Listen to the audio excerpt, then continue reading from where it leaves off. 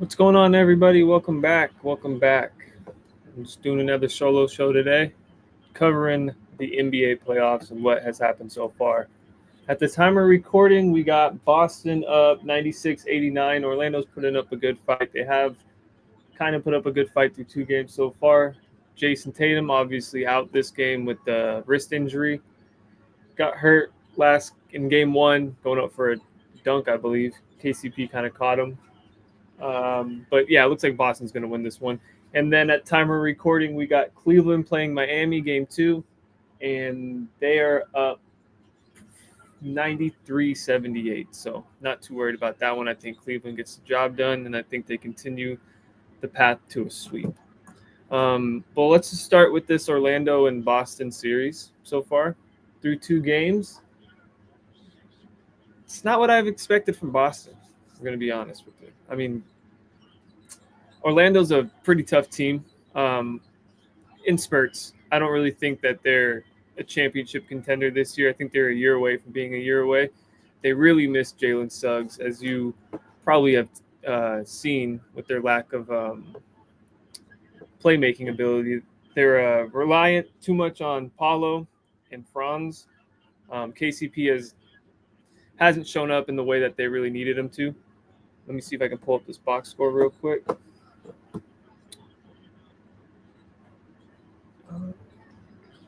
Yeah, so far tonight, Paulo's going crazy, 39-6.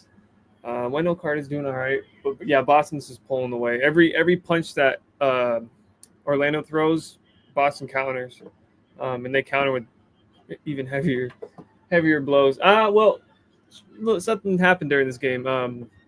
What's his name? Batasby. He flailed on an offensive rebound and caught Porzingis right here on the forehead. Created a nice freaking gash, and he started leaking pretty heavily. He had to go back to the locker room to get a Band-Aid on his head. He shot a free throw with blood all through his hair. It was pretty cool. Shout out Porzingis. But back to the game and the series. I just think that the Magic are missing a point guard. I think they're really, like I said, missing Jalen Suggs. I think he's the key factor for them, and it sucks that he's hurt, not able to see him this playoff go around. But I just think maybe in the offseason they look to possibly explore a Trae Young trade. But I think after maybe playing him in the play-in and seeing his tendencies, I don't think they really explore it that much. I don't think he's the right fit for that team. Now, maybe if Memphis is looking to shop John Morant in the offseason, that could be pretty interesting. That's just a team to keep an eye on. You know, Memphis is the team to keep an eye on in the offseason. There are a lot of changes that could be on the forefront for that team.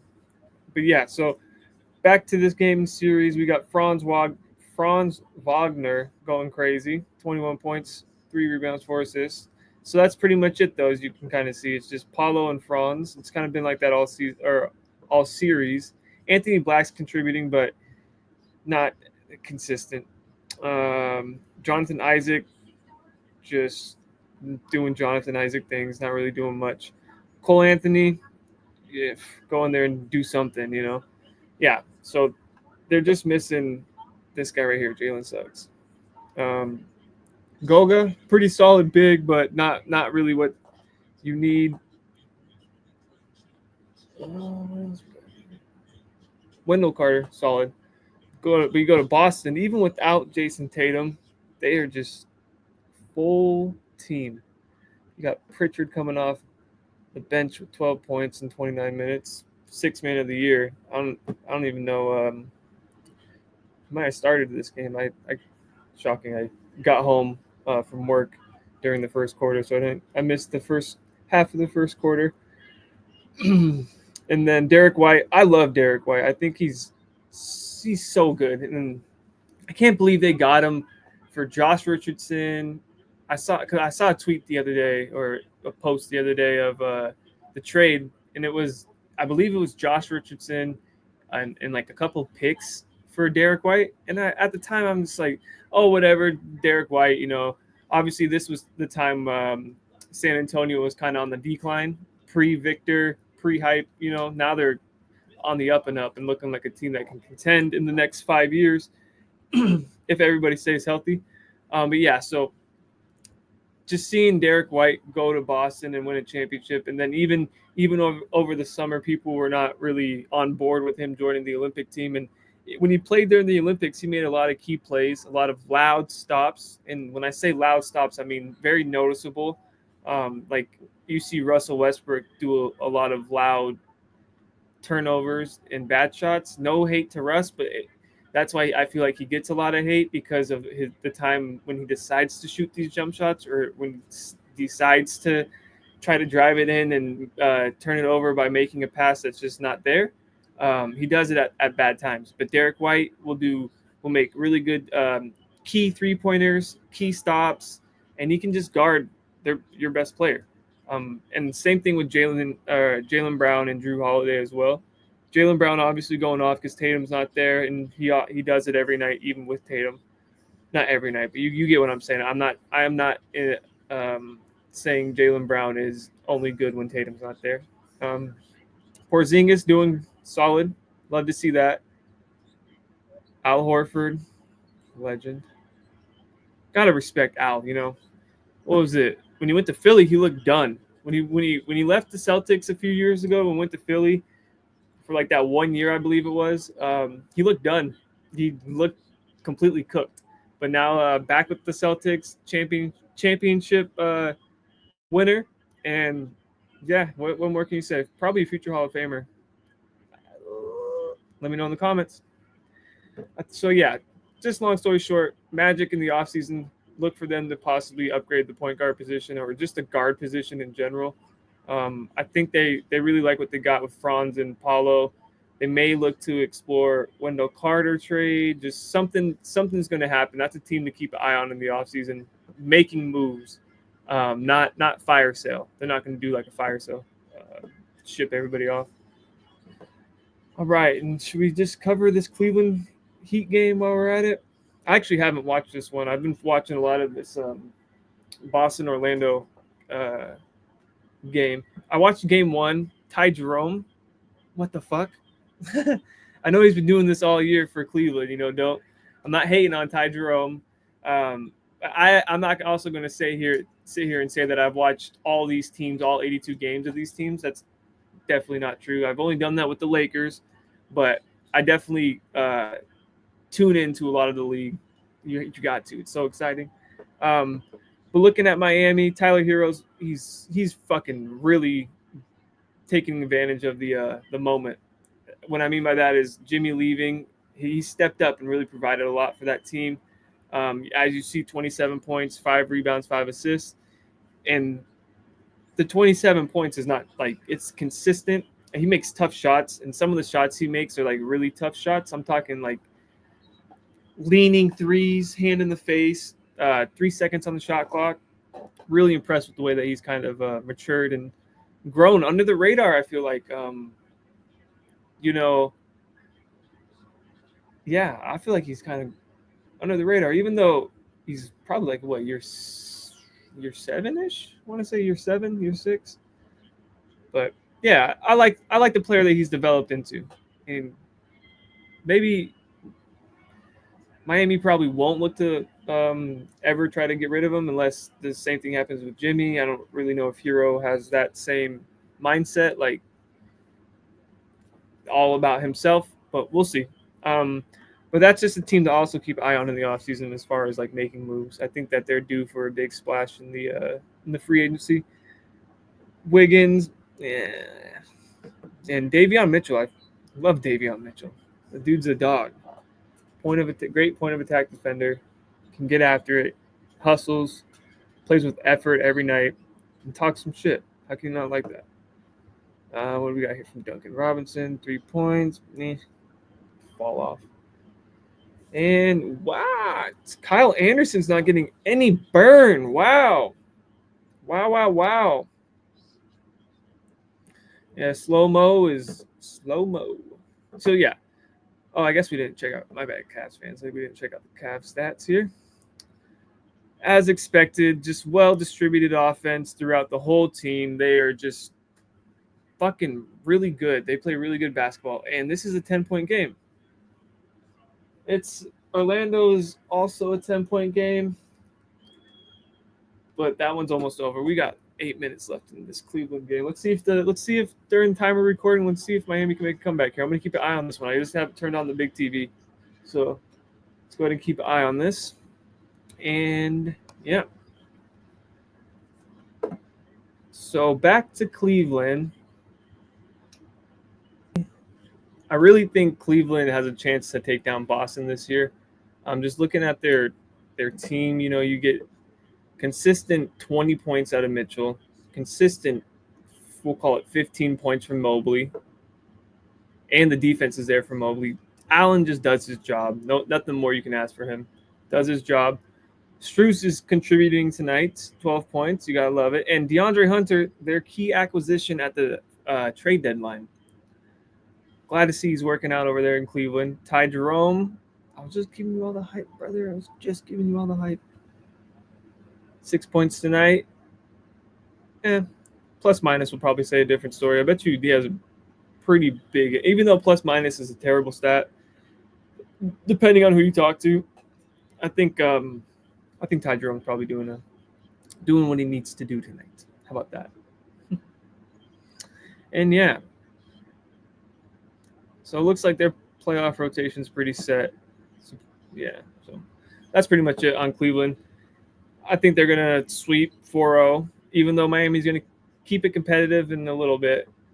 I still have the Cavs sweeping 4-0. My thoughts have not changed on that one, and I have the Celtics sweeping as well, 4-0. Okay, moving on to the Rockets and the Warriors. And I got some notes. And what I mean by notes is what I do is I'll watch the game, and then I'll just kind of watch it. Like, for example, let me see where I got this one. Okay, yeah.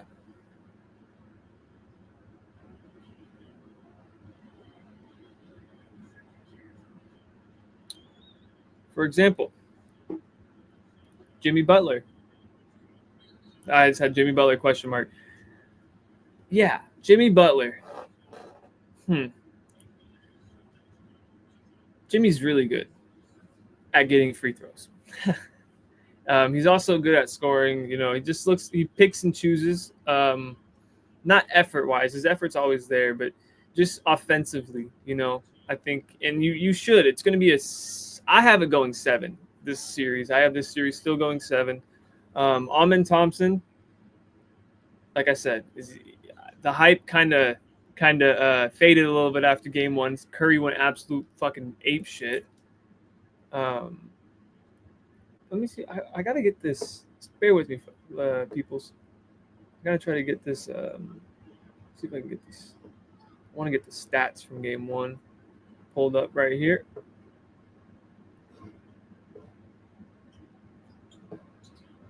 Come on, bro. Box score. There you go. All right. So yeah, Jimmy, 42 minutes. Holy hell. I don't know if you can keep that. This right here and this right here, keep an eye on that throughout this series, because if they have to play those minutes, it's going to be a long series, I think. I'm not hating.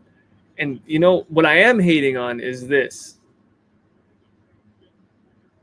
What is going on, Steve Kerr?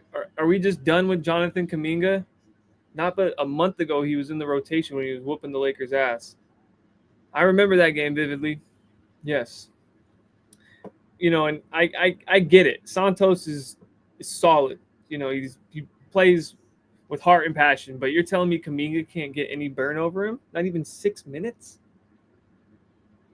And if they make it past the Rockets and get to round 2, maybe it's a matchup thing. Maybe they'll throw him at whoever the winner of the Lakers and Timberwolves is. But I'm just puzzled by that one. Like, is he going to be on the move this offseason? I feel like he was playing pretty solid. Let's check his stats. 15 points per game. They won game 1, right? So it's like he doesn't have to answer it yet. Like, oh, why aren't you playing Kaminga? Blah blah blah blah. But his answer is going to be, oh, I feel like I found a group of guys that I really feel comfortable with. And there's going to be little tea leaves in the message, but he's not going to give a direct answer of, oh, I just don't think Jonathan Kaminga is mature enough to play in the playoffs. And I'm just bullshitting right now. I'm not really saying this isn't like what I feel like of Jonathan Kaminga, because I think he deserves some burn and he deserves to, he deserves to play. He's good. I think he's good. Am I tripping? Let me know in the comments if I'm tripping. Jonathan Kaminga is a bust, and they should just move on from him. So I really don't think that. But yeah, back to this series. Jalen Green needs to step up. 3 of 15, not okay. Sengun, I think he's their number one, right? Like, just judging off of game 1, I didn't feel like they felt comfortable with. I mean, granted, they felt comfortable shooting the fucking ball, but with the shot selection, I guess. Sengun is their Jokic. I really like Sengun. I'm not saying he's Jokic, but I think Sengun really is the playmaker of that offense. He's the oil to the machine, I guess. Like these rest of these guys, like Thompson needs to develop a jump shot, and then they get plus minus doesn't really tell the whole story. He was guarding Steph, but boy, that's not good. After I just said he's going to be the MVP or Defensive Player of the Year conversation in a few years. Dylan Brooks, hates you, brother, but you got to be a little bit better as well. So even though you don't really do much, just talk some shit, man. You were doing it all. You poked the bear with LeBron. You got to start talking some shit. Make this a physical series. Fred VanVleet, we see these games from him. 4 of 19. Unacceptable. Even Tari Eason, 3 of 10. I like Tari Eason. I think they need to play him a little bit more. Just to have bodies to throw at people like Steph Curry and Jimmy Butler. Jalen Green's the one that really you're gonna keep an eye on tonight. See if he's gonna try to get it going early. Like I said, at the time of recording, we got about 15 minutes until the tip-off, so maybe this will be wrapped up by then. Maybe not. We'll see. And then that's just it. Okay. Observing game 1, Steven Adams, solid. He looked like he was giving the Warriors some problems out there. So why don't you just roll a lineup of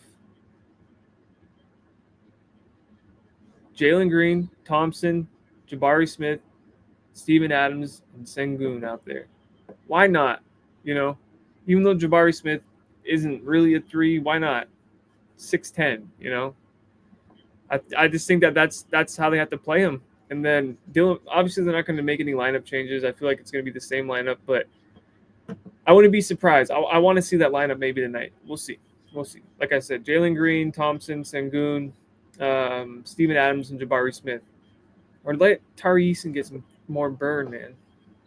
But yeah. If I remember correctly, I said Rockets in 7. That hasn't changed. I think the Warriors just came in and kind of as a veteran team took game 1, stole game 1. Steph Curry obviously did Steph Curry things. 31 points for him. 5 of 9 for 3. Some of those threes were insane. A lot of loud 3-pointers, the good kind. A lot of daggers. Pods. This is why I say plus minus doesn't really tell the whole story. Brandon Pods. All right, he looks lost out there sometimes. I don't know if it's just because he doesn't look. If the Houston's making him uncomfortable, or what it is, but sometimes he looks lost. In the jumpers, he doesn't look confident in them. 5 of 13. He's shot better than that, but he's a better shooter than that. A little bit. Look for him to kind of have a little bounce back game. Like I said, even though they won game 1, there is things that they can improve on. Draymond Green is doing Draymond Green things. Gotta love it. 1 offensive rebound, 3 assists, 3 steals. Jimmy Butler with 5 steals. So yeah, look for Houston to play big tonight. I think they found a lot of success with that in game 1, and I think that they can build off that in game 2 if they decide that Steven Adams gets 35 minutes a night. Why not? You know, why not? And yeah, the Warriors role players, Quentin Post was just out there running. I don't know. I'm not really the biggest fan of his. Buddy Hield looks broke to me. Um, every time he shoots it, I don't know if it's going in. I don't feel confident with him shooting 15 minutes a night. That's not bad. We'll see. Let's look for him to have a bounce back game as well. And then let's move on to let's do Nick. No, I was gonna say Knicks Pistons, but let's do Nuggets Clippers. And I got some notes on this one too. Start with this is from this is from game 1. Game 1. Jokic amazing. Clippers clippered, and that was that. Not much else from there. They were up by like 20 and then they blew the lead. So it is what it is with that one. Game 2, my notes were Kawhi Leonard, still good at basketball and defense. Jokic, holy shit. I think it's because Jokic had to do everything for that team, or has to do everything for that team. But yeah, 15 and 19 for Kawhi. He was just on one. He's so good at getting to a spot. And the art of the mid-range 20-footer is gone in the NBA.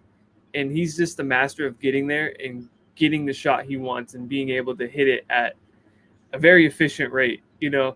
Watching him get to anywhere he wanted, it was amazing. It was amazing to see. I love seeing him healthy.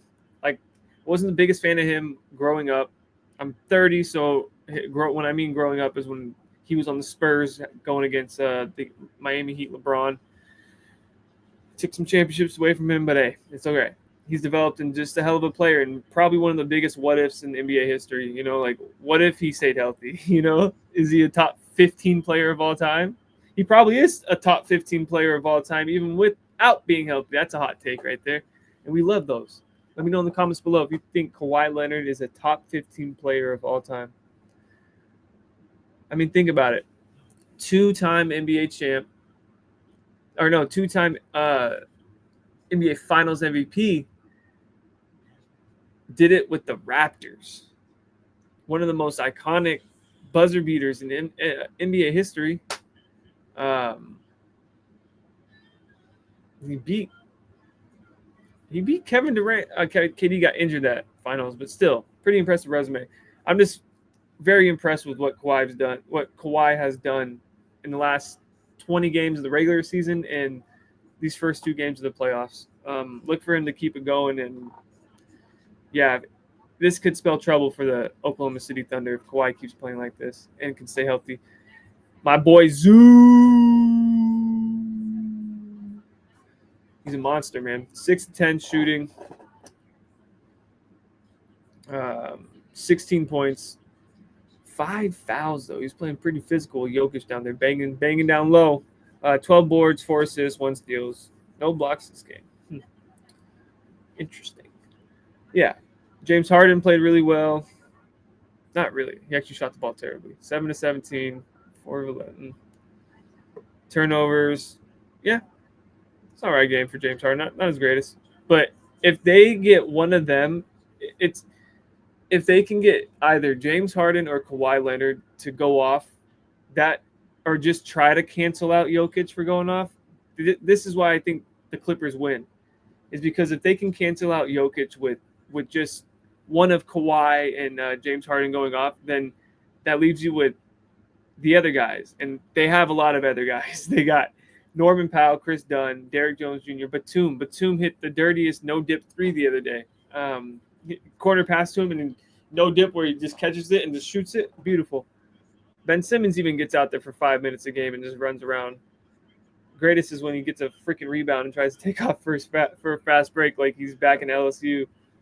And Bogey gets some run. Not a good showing from him, but I like his game. I like his game. Um, yeah. Then I had Jamal Murray flu game incoming because Jamal Murray played. He was really sick. He was allegedly sick. Not allegedly. He was sick pre-game, and I think he was still sick during the game. That's why he wore the long sleeve. People were judging that. It's hilarious. But yeah, he had a pretty decent game. 23 points, 9 to 17 shooting. But I thought when I had that down, I thought for sure uh, when he was getting it going a little early, I was like, okay, the Jamal Murray flu game. And I thought maybe that he was going to erupt and will Denver to 2-0 series lead, but it didn't end up flipping that way. It's all right. They move on to game 3. That's an impressive series so far. Um, and then I have Jamal Murray looks uninterested when playing basketball, which is a good thing. And I think what I meant by that is when the dude gets the ball and calls for Jokic, he just dribbles nonchalant and he just looks like he just does it so effortlessly, but he looks bored out there. I don't know how to explain it. He kind of just uh, not I don't no hate, but half-asses it. I don't know. This looks a little weird, but he goes out there and gives you 30. So that was no hate. Nuggets defense is terrible. I think it was a fast break, couple of fast breaks. Kawhi Leonard just steals it, goes down, dunks it. Kawhi Leonard getting whatever shot he wants. End of the half, hand in his face, 3-pointer, boom. Kawhi Leonard scoring 39 points. I don't know, man. This Denver's defense needs some work. I think they need to really improve around the rim. It's Jokic is great, but he needs another. Aaron Gordon's kind of aging. He needs another young, like an Evan Mobley, Jared Allen type combo.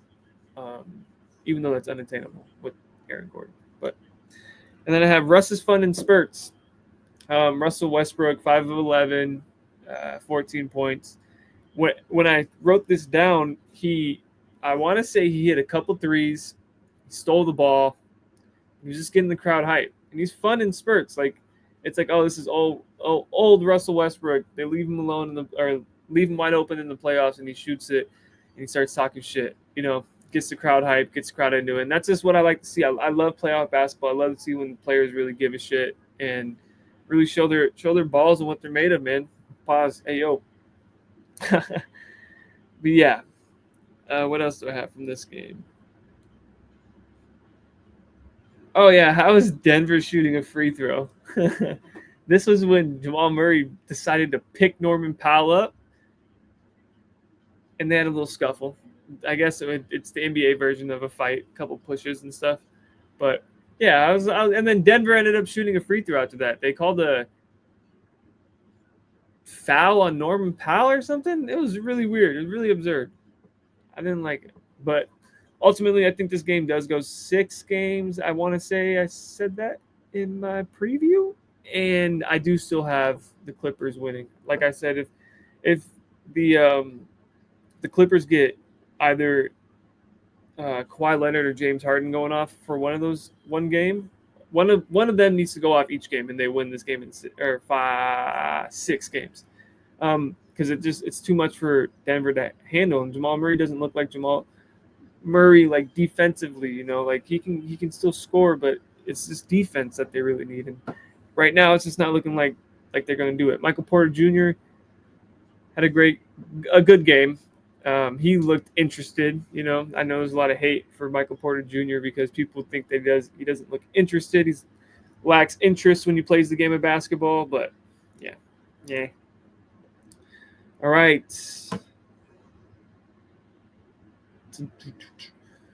Thunder Grizzlies. I'm not even gonna go to it. Ass whooping. I think if you win a game by 50 points, that should count as 2 games. It should be 3-0 right now, and that should be. This series is over. This series was over before it even happened. I think we all know what's going to happen in this one. 4-0 sweep. They're going to get a lot of rest, and they're going to have a tough matchup next series. So we will move on to the Lakers and Timberwolves. Bleh. I don't even want to go to game one. Game one. There. You see it.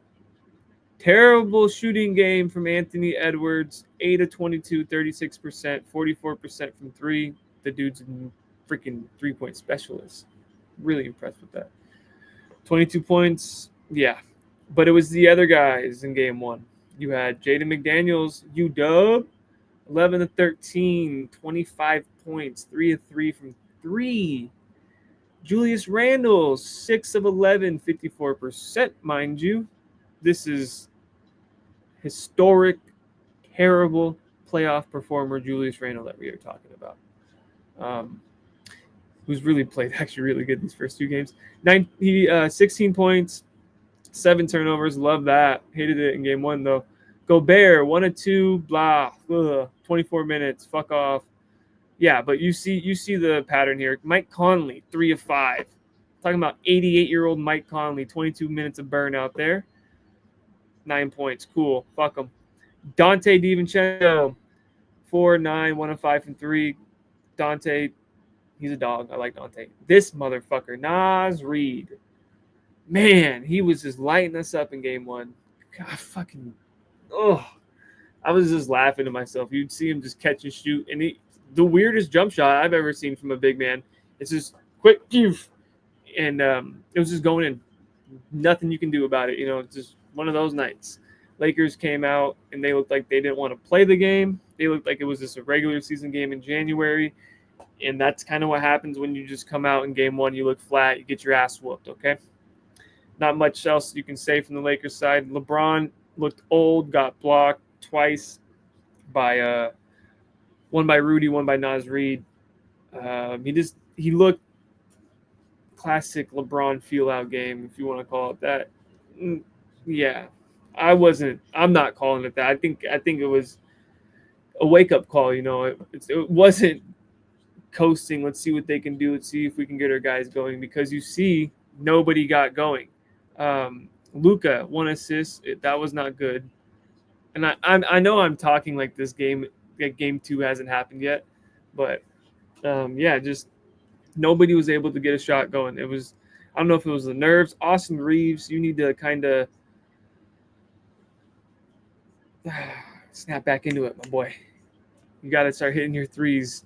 We'll get to game two, because that's what I'm talking about. But yeah, 16 points from Austin. Didn't really get it going until the second half when it was already too late. Lakers cut it to, I want to say, like 10 at one point, but 9. Just Timberwolves just kept on making threes. So that's what happened in game one.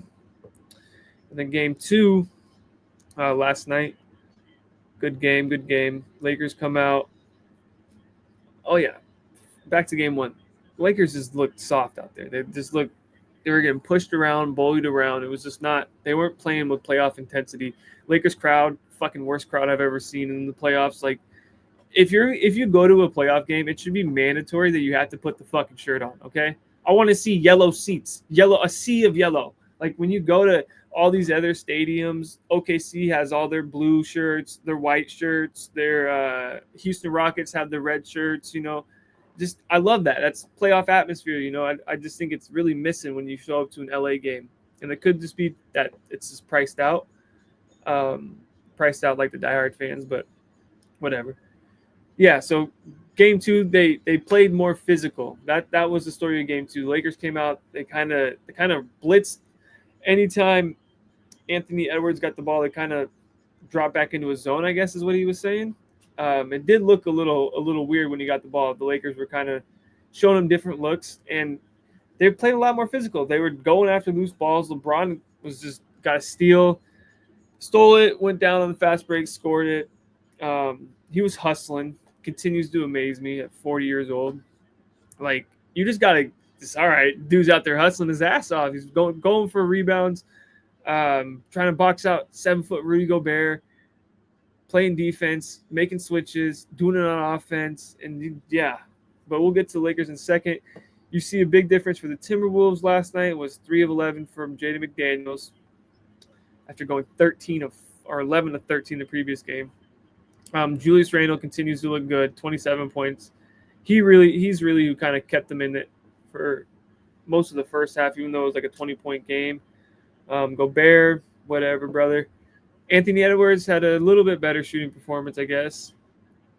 25 points, 2 of 8 from 3. Look for him to probably get that going at home. Mike Conley, that's the Mike Conley that the Lakers needed to show up. He looked old out there. They do switch hunt him a lot. They try to get him into situations where he has to guard Luka, LeBron, Austin Reeves, a lot of that unfortunate stuff. And then, I think Naz Reid had a cool shooting night, 3 of 8. That's about average. I expect that. Even though he's about a 16-point per game scorer, I would say around. They all got in foul trouble pretty early. I think if you're a conspiracy theorist out there, you could have predicted this, that every player for the Timberwolves is going to get into foul trouble going into Game 2 just because of what happened in Game 1. It's just sometimes that happens, okay? So, ultimately, I think this series does go 6. I still think the Lakers win it in 6. I said 6, but then I went back and said 5. But the Lakers still have a chance to do it in 5. I just don't think – I think they split in Minnesota, and then they end up closing it out in Minnesota. But that's the hope, man. I hope the Lakers can do it. I hope they can do it. Let's move along. Oops. So we covered Cavs, Knicks, Pistons. Okay, let's do Bucks, Pacers. I think, and I'll save this for the normal pod, I think the Bucks are going to do something this offseason that's going to make Giannis upset. I don't think they have a choice, though. I think they're kind of boxed in. I think Pacers don't get enough credit. I think they're actually a really good team. They have an identity as well. It's just fucking fast score everything, and they're fun. They're a fun team. Okay, I think this series goes 6. I'm not going to spend too much time on this series because it's not the greatest. Even though it's good to see Dame back on the court, they're still just stuck in a situation where Giannis can go 38, 15, and 8. And then you're like, oh, that's a great Giannis game, and then they still won't win. I just think Indiana has too much firepower, and I think they end up just overwhelming the Bucks, and I think they either close it out April 29th or they close it out May 2nd. I wouldn't be surprised. If it goes 7, then hey, more power to you, Giannis. I'll save my theory for the pod, but let's close it out with the Knicks Pistons. Ba-da-bum. Okay. I got notes on this one. All right. This is just so far from what I've observed. Really fun series. I can't wait to see it in Detroit. That's going to be such a freaking fun game tomorrow at 4. Gotta see if I can get off work. Tomorrow at 4, yeah. That's going to be a fun one. I expect the Knicks to come out with a little bit more intensity than they usually do. They are a very intense team, but I think the first home game in Detroit, crowd's going to be rocking. It's going to be really fun. Expect it to be physical. I want to know what's going on with Isaiah Stewart. Let me look up his injury real quick. But yeah, I think I have Pistons winning tomorrow. So Pistons might go up 2-1. They should be up 2-0. Yeah, they should be up 2-0 against them, but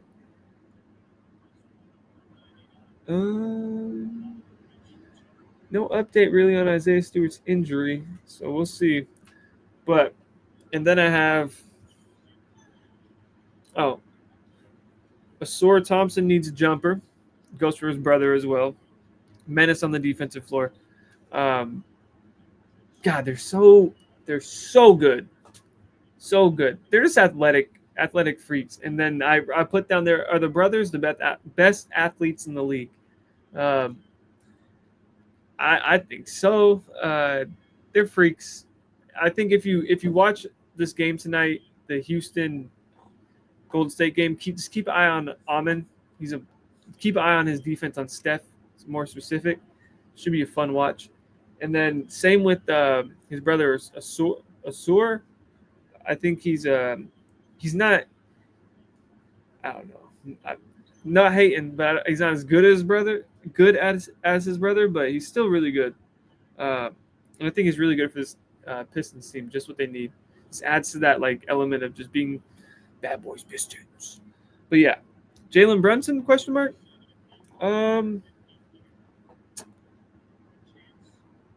going on with Jalen Brunson? Why does he get all these foul calls? Why?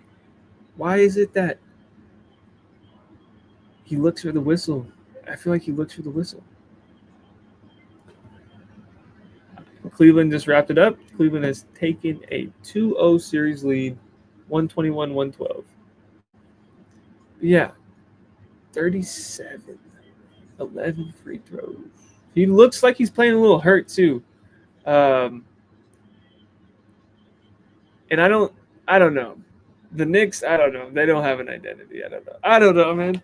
I don't think Tibbs makes it through this offseason if they lose to Detroit, if I'm being honest. They haven't looked the greatest, right? They haven't looked like a 3 seed. And you can say the same about the Lakers, but they haven't looked like a 3 seed. And Detroit's just happy to be here at this point. They're playing with house money. So, yeah, I don't know. It's just interesting. I do wonder if Jalen Brunson is a little bit heavy-legged right now. 12 of 27. Like, look at that. Like, Karl Anthony Towns, if you want to play the game, bro, let us know. If you want to get up like 15, 16 shots, take a little bit of weight off your point guard. Yeah, I think losing Hartenstein, big loss for them. They don't even play Precious Achua. Landry Shamet campaign. That was fun for a game. Get fucking locked up. Cade Cunningham, welcome to the fucking playoffs, brother. Love what I saw. Cade Cunningham is a problem. A problem. Oh, brings me to the next one. Cade Cunningham is awesome. Because when I was watching that game, strong. Dude's strong. He's big. And he's able to get to his spots. And his floater's good. His inside game is really good as well. And his jump shot's good. I think he can